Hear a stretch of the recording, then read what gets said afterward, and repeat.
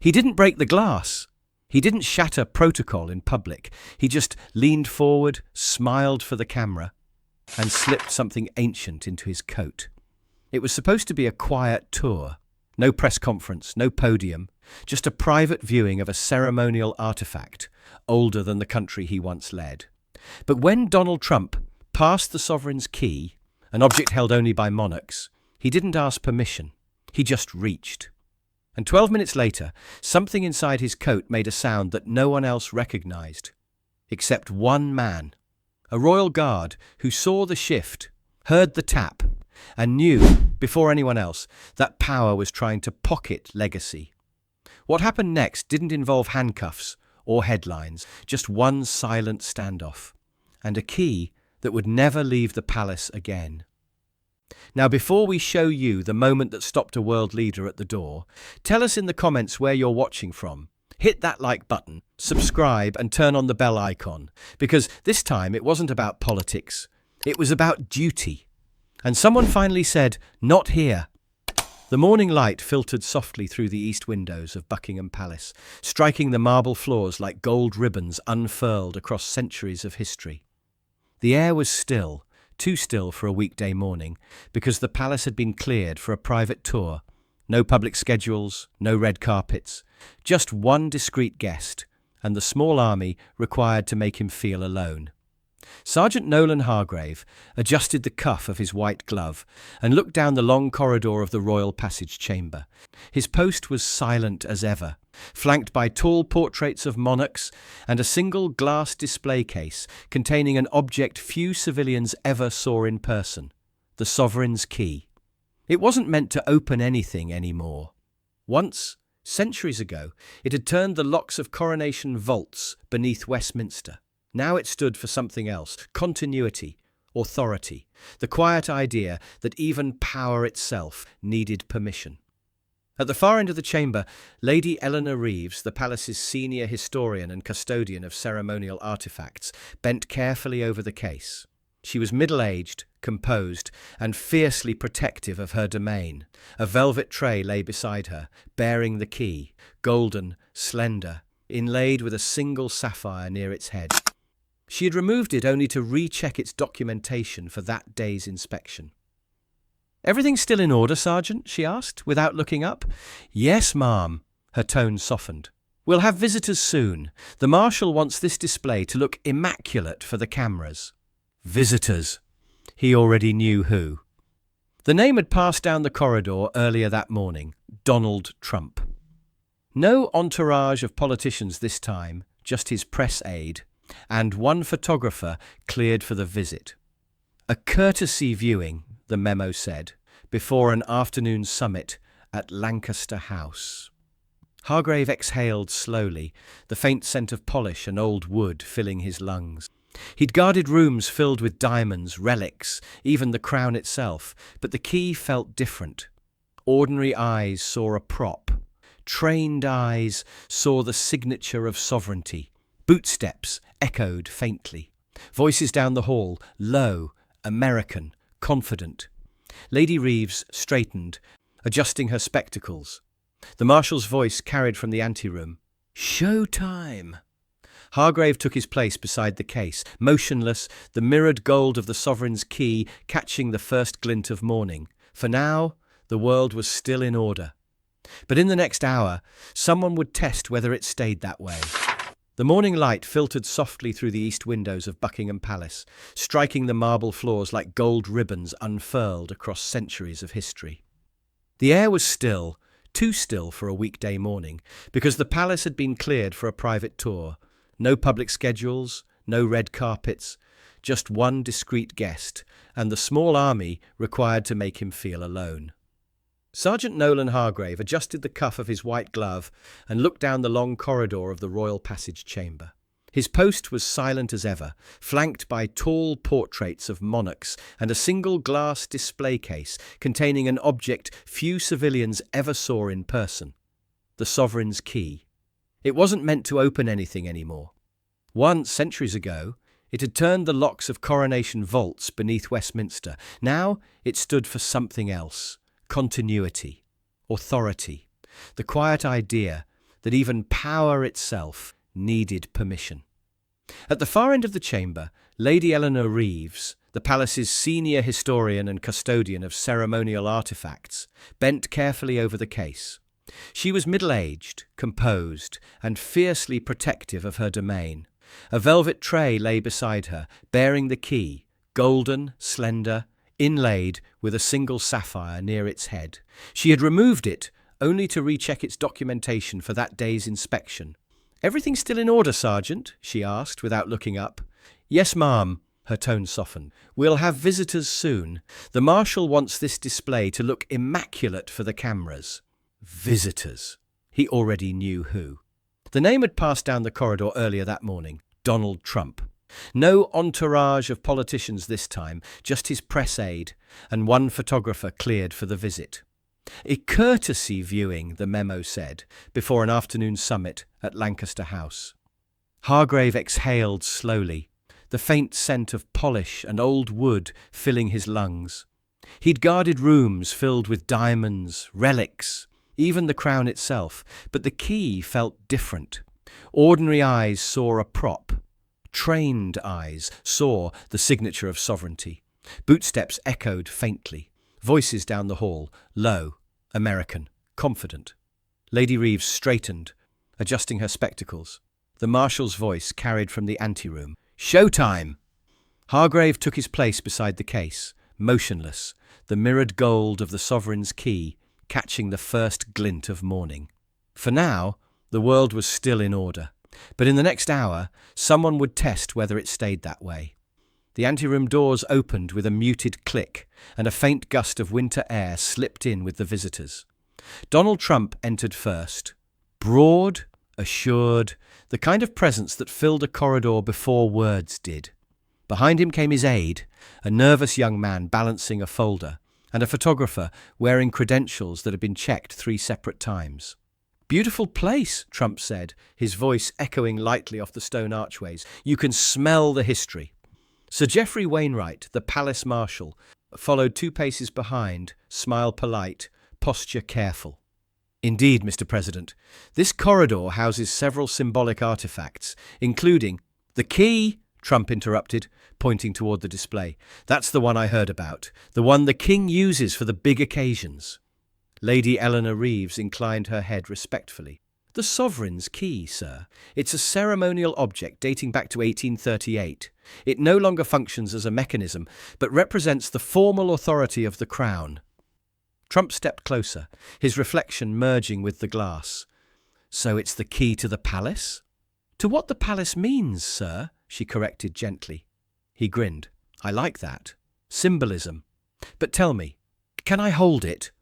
The room hesitated. Hargrave, standing 2 paces behind the display, shifted his stance almost imperceptibly. Sir Geoffrey cleared his throat. "Typically, such items aren't handled by visitors, but for a brief visual inspection, Lady Reeves." Reeves hesitated only a moment before unlocking the case with a tiny brass key of her own. She lifted the sovereign's key using both hands, laying it atop a dark velvet cloth. "Please observe only." Trump leaned forward. "Looks lighter than I thought." "It carries weight in different ways," Reeves replied. The aide raised his phone, but Hargrave's voice came low and firm. "No photography permitted within this wing, sir." The aide blinked, then lowered the phone. Trump chuckled. "Can't even get a picture? What are they hiding?"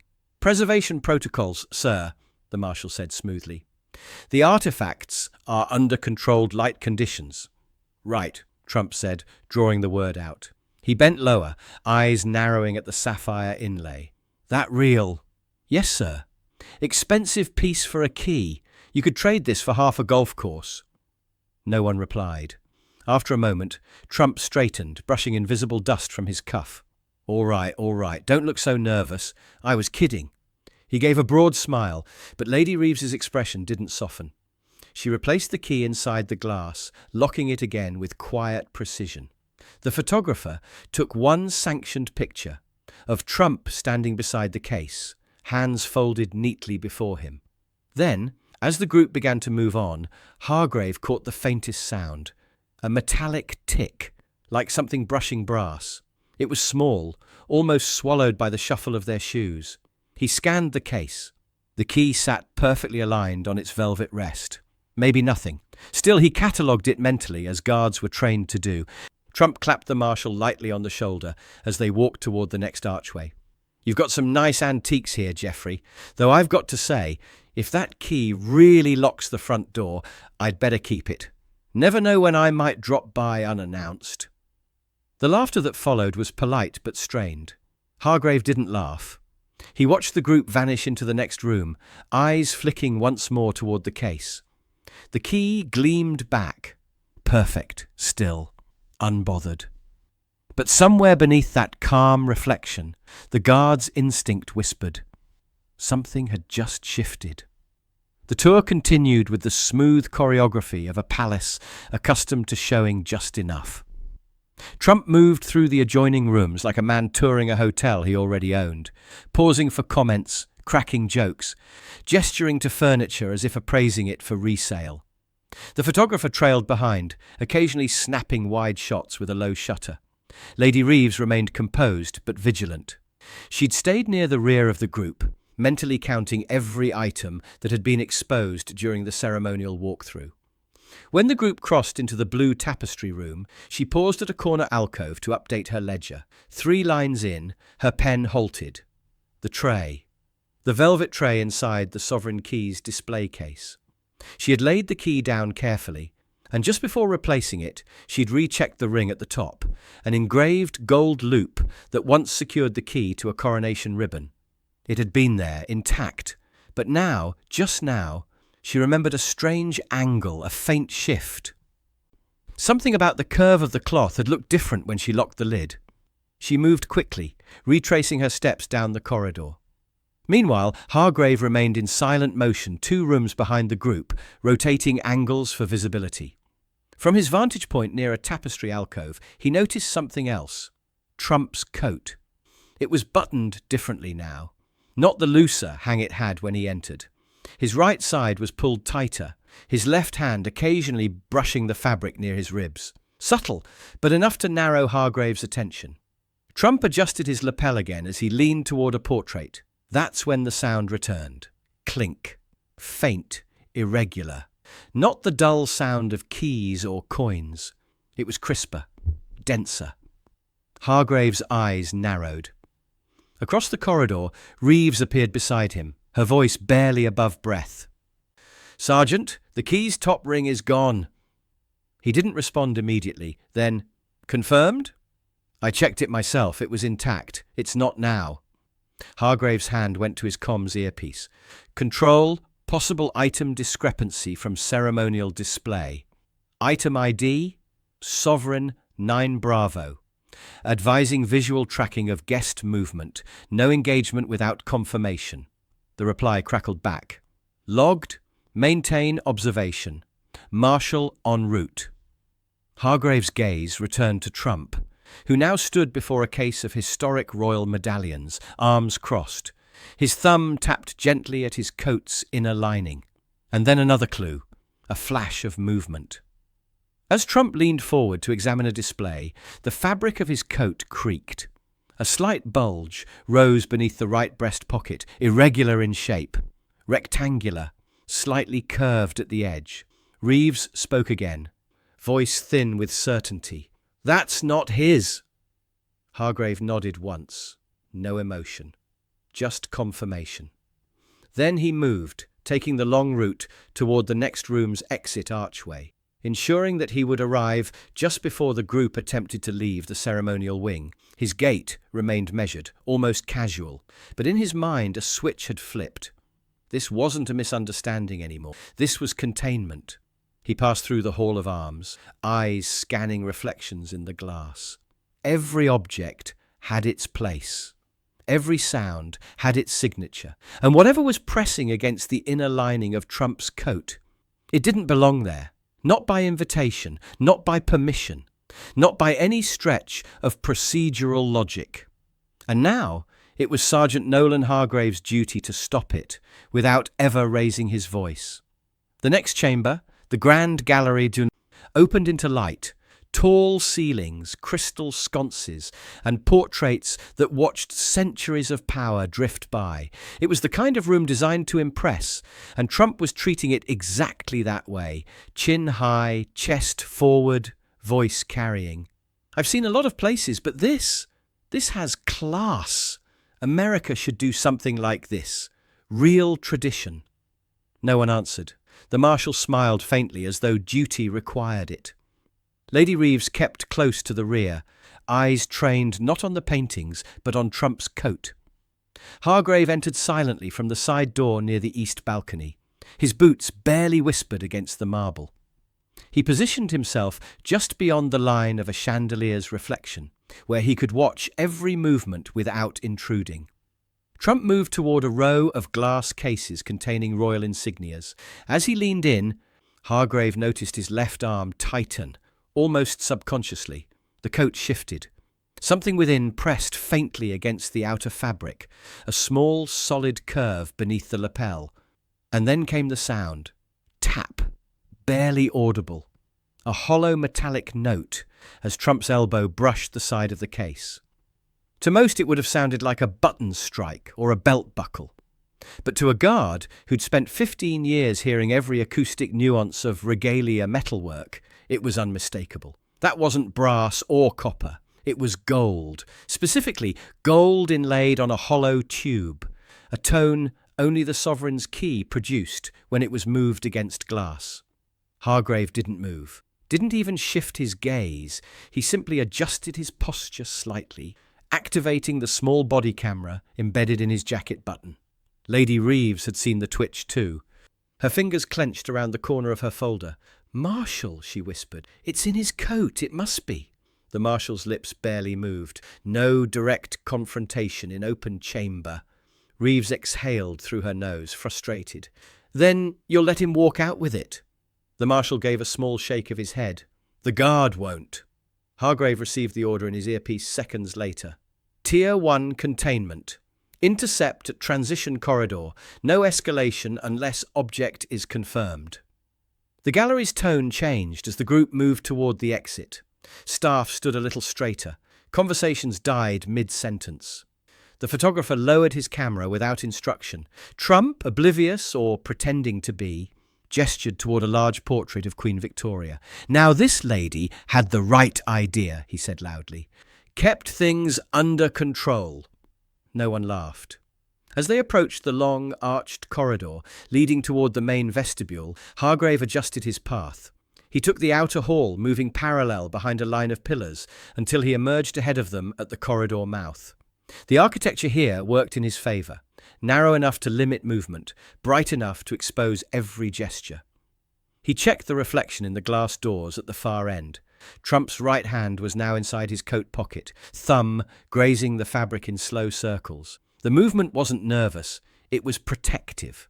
Reeves caught Hargrave's eye across the space. One small nod. The confirmation he needed. The moment had arrived. Through his earpiece, the Marshal's voice came steady, deliberate. "Contain at the corridor threshold. Maintain protocol tone." Hargrave answered softly, "Copy." He stepped forward 2 paces, boots aligning perfectly on the seam of the marble floor. The world slowed for a second. The sound of air through the corridor vents, the faint creak of the floor under a tourist's weight in the distant room, the steady tick of the palace clock. Then Hargrave lifted his chin, squared his shoulders, and waited. Trump approached, still talking, still unaware, or perhaps testing the boundaries of the silence that surrounded him. To him, it might have looked like one more guard at one more door, but to the palace, the man standing there wasn't blocking his way. He was defending something that didn't belong to any single person, something that couldn't simply be pocketed and excused. And as Trump drew closer, the light caught on the edge of his coat, flashing briefly against something golden beneath the fabric. That was all Hargrave needed. The decision was made. The light in the corridor stretched long and pale, spilling across polished stone like the calm before a drawn curtain. At one end, the doors to the grand gallery eased shut behind the departing group. At the other, Sergeant Nolan Hargrave stood motionless, framed between two brass torch sconces, directly in the path of the former President of the United States. Donald Trump slowed, not stopped, just slowed, the kind of deceleration that suggests calculation rather than confusion. "Everything all right?" he asked, voice half wrapped in a smirk. Hargrave met his gaze squarely. "Mr. President, I must request a brief verification before you exit the ceremonial wing."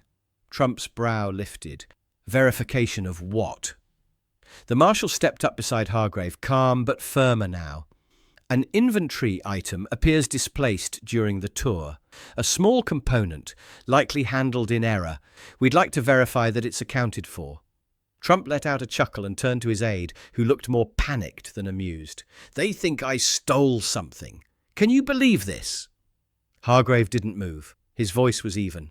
"We're not accusing you of misconduct, sir, but an element from the ceremonial key is unaccounted for. The request is procedural." Trump shifted his stance, one hand still lightly resting against the inside of his coat. "You want to check my pockets?"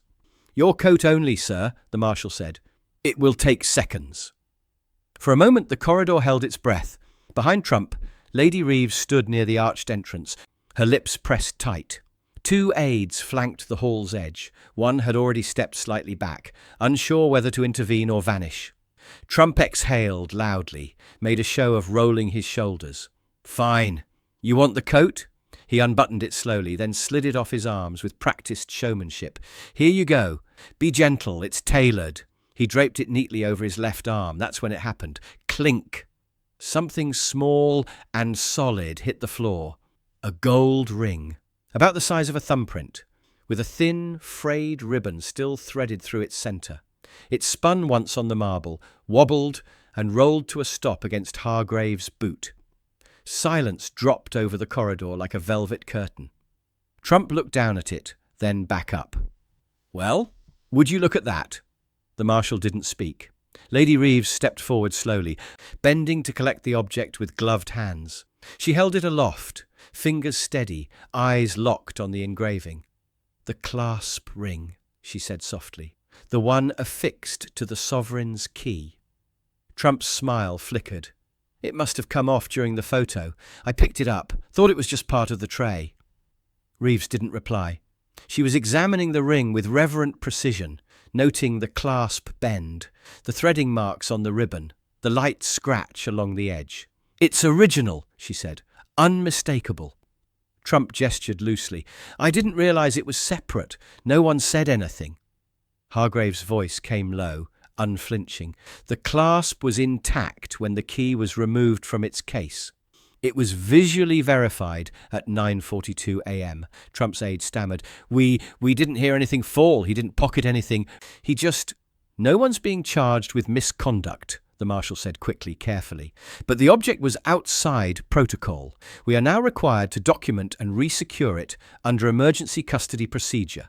Trump folded his coat and handed it off to the aide, jaw clenched. "You're acting like I walked off with the crown."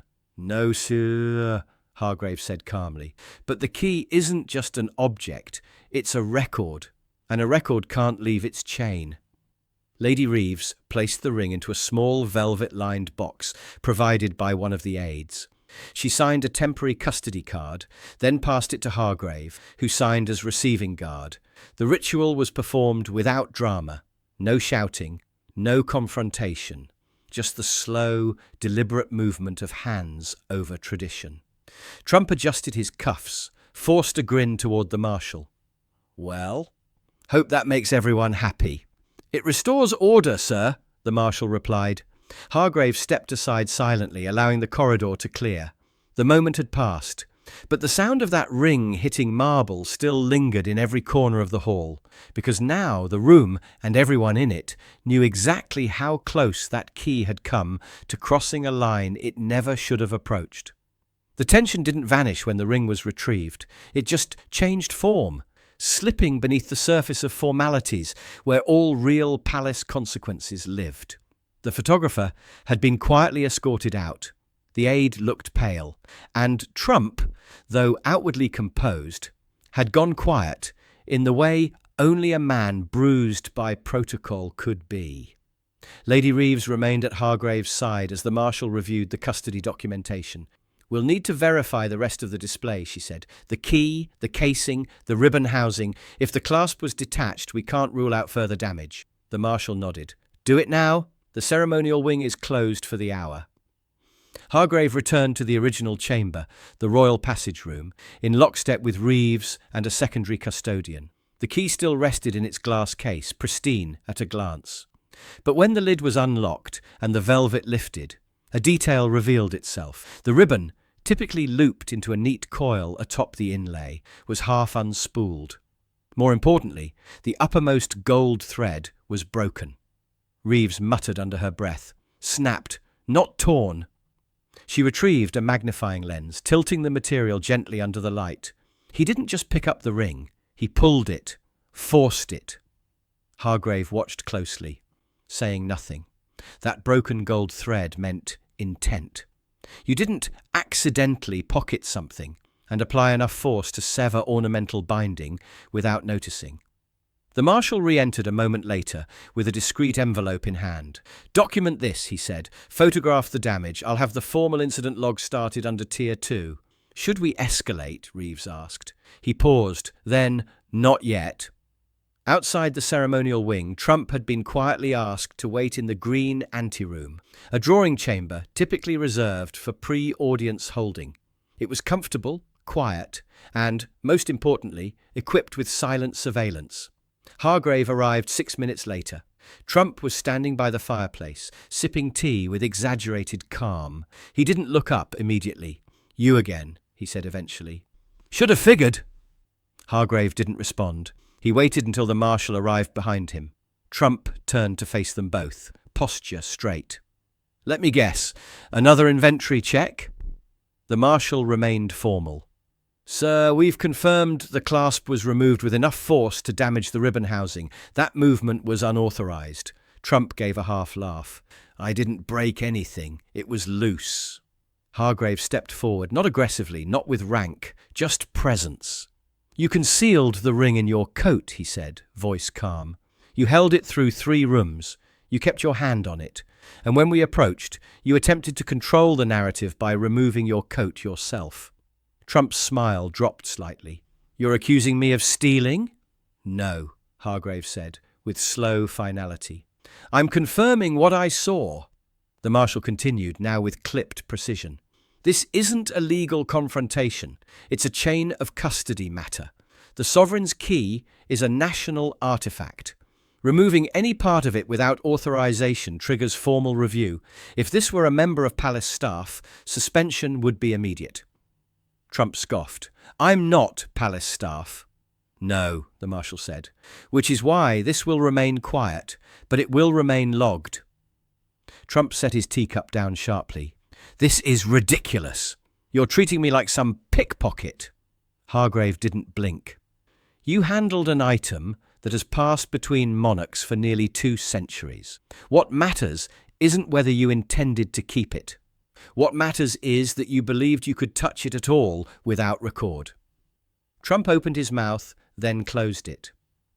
There was no speech left, just the reality that he'd been watched, not just by staff, not just by Reeves or the Marshal, but by a man whose entire role was to see what others missed and stand still until it mattered. The Marshal stepped in again, quieter now. "The ring will be resealed, the ribbon replaced, but a note will be entered into the archive. Object removed from case without protocol, retrieved under intervention. That line will remain." Trump straightened his cuffs and exhaled through his nose. "Fine, do what you have to do." "We already have," Hargrave said. That ended the exchange. No raised voices, no accusations, just documentation. As Hargrave exited the chamber, Reeves met him in the corridor. She held a sealed velvet envelope in her hand, signed back into custody, chain re-established. Hargrave nodded. "Thank you," she added. "You didn't just protect the key, you protected the idea of it." He offered a faint nod and resumed his post. The doors closed softly behind him. The ring was back in its case, but the silence it had left behind, still echoing. The formal wing was sealed for the remainder of the afternoon. No announcement was made, no protocol breach was disclosed. From the outside, it looked like just another shift in the day's schedule, a closed chamber, a delayed photo op, a missing press release. But within the palace, gears turned quietly, the kind that never made headlines but left ripples that lasted far longer than scandal. In the royal passage room, Lady Reeves returned the sovereign's key to its housing under strict supervision. The broken ribbon was removed, catalogued and replaced with a reinforced ceremonial loop. The golden clasp was cleaned, measured and reattached to the stem under magnification. Hargrave stood motionless nearby, his signature already logged on the updated chain of custody document. "It's strange," Reeves murmured as she worked, "how something so small, barely the size of a coin, can carry so much weight." He didn't respond. He didn't need to. Sir Geoffrey Wainwright entered just as she sealed the lid. "Everything accounted for?" "Yes," Reeves said, "and secure." Wainwright nodded, then turned to Hargrave. "You did your job without spectacle. That matters more than people realize." Hargrave remained still. "Spectacle isn't part of the post, sir." "No," Wainwright said, "but it's often what others expect. You reminded everyone today that we don't protect these objects for ceremony. We protect them because some things are meant to remain untouched, especially by power." He placed a small envelope on the table, one copy of the revised incident report, sealed and signed, destined for the palace archive. No reprimand would follow, no names would be entered publicly, but the incident would live there in the log, line 4387Q, unauthorized removal of ceremonial component, recovered through guard intervention, chain re-established under direct custody. And that was enough. Outside, the tour had resumed with a different VIP, a new schedule, a new distraction. But for those who had witnessed the key fall out of a coat it never should have touched, the memory had already hardened into something permanent. Duty didn't need to shout. Sometimes it just needed to stand still and wait for truth to land at its feet. And today, it had. By late afternoon, the sun had dropped low behind the Victoria Memorial, casting long amber shadows across the inner courtyard of Buckingham Palace. The great halls were quieter now, post-shift stillness, settling in like breath held between duties. Sergeant Nolan Hargrave stood once again at his original post in the royal passage chamber. The same room, the same marble floor, the same glass case. Only now, inside that case, the sovereign's key sat newly resecured, its clasp ring gleaming faintly under the spotlight, its fresh ribbon tucked into perfect ceremonial coil. The object hadn't changed, but the meaning behind it had sharpened. He remained still, watching the reflections in the display glass, the occasional ripple of movement as staff passed behind him, the sweep of a coat, the glint of brass buttons. Everything as it should be. Behind him, a junior guard entered quietly to begin the evening rotation. He paused when he saw Hargrave still posted. "Thought you were off duty, Sergeant." Hargrave didn't turn. "Not yet." The junior stepped closer. "I heard what happened." Hargrave said nothing. The younger man hesitated, then added, "They say he thought no one would notice." A long pause. Then Hargrave replied, voice low but steady. "Someone always does." And with that, he resumed his stance, hands behind his back, eyes level, posture sharp as ever. The key was no longer just a symbol. Today, it had nearly been handled like a souvenir, but it had stayed where it belonged, because one guard knew the weight of silence, the meaning of position, and the difference between ceremony and legacy. Would you have called out what you saw, even if it meant standing up to someone powerful? Did Sergeant Hargrave do the right thing, or should the matter have been handled quietly behind closed doors? Drop your thoughts in the comments. We read every one.